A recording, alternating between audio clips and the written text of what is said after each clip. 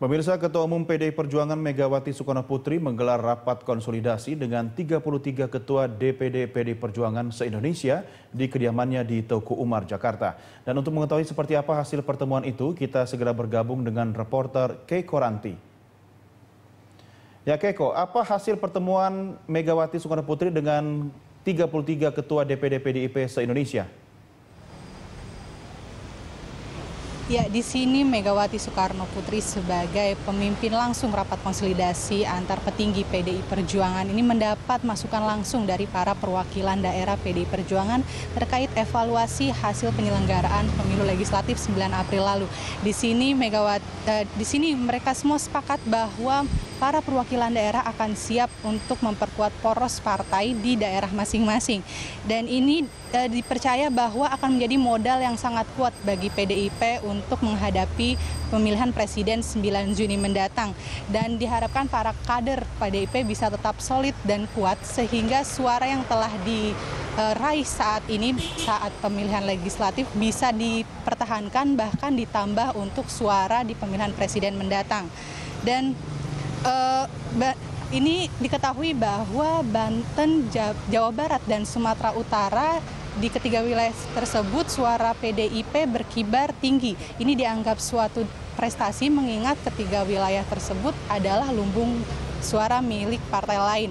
Dan di sini juga para perwakilan daerah di tiap provinsi menyatakan bahwa mereka siap untuk mempersiapkan para kader-kadernya di tiap daerah untuk mempertahankan suara hingga perhitungan suara pemilu legislatif selesai 9 Mei mendatang.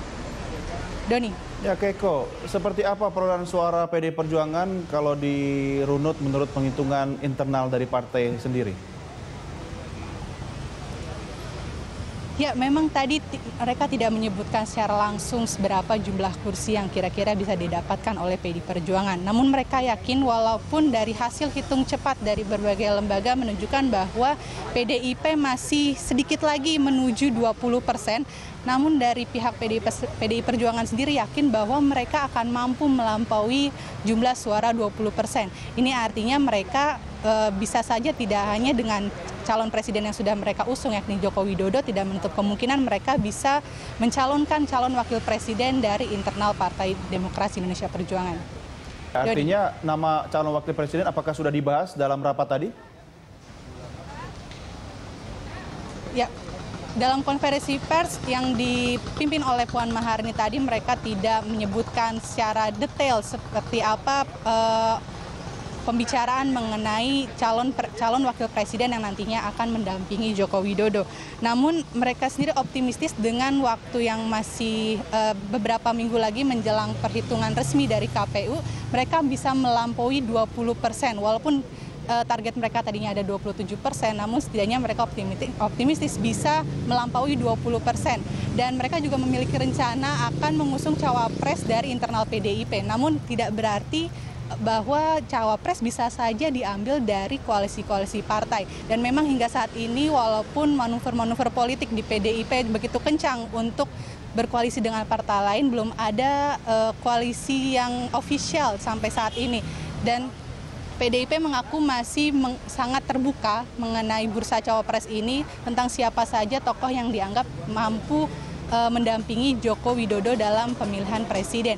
Dan di sini PDIP menyebutkan beberapa kriteria yang mereka anggap sangat penting yang harus ditemukan di tokoh cawapres ini. Yakni mereka berharap cawapres yang nantinya akan diusung mampu bekerja sama dengan baik dengan Joko Widodo selama 5 tahun menjabat sebagai presiden. Mereka juga berharap cawapres tersebut mampu berkomitmen untuk menjalankan sistem pemerintahan presidensial serta mengamalkan Trisakti sesuai ajaran dari Presiden pertama Soekarno. Dan walaupun bursa cawapres ini masih terbuka cukup lebar, memang nama-nama selalu muncul dengan siapa yang bisa mendampingi Joko Widodo. Namun PDIP mengelak telah memiliki calon yang pasti sehingga di sisa waktu ini masih akan terus dikaji lagi dengan siapa Jokowi akan disandingkan, apakah dari partai lain maupun ternyata PDIP bisa mengusung calon internal dari partai. Baik, Keiko, terima kasih laporan Anda. Pemirsa, demikian laporan reporter kami Keiko Ranti langsung dari Teguh Umar, Jakarta.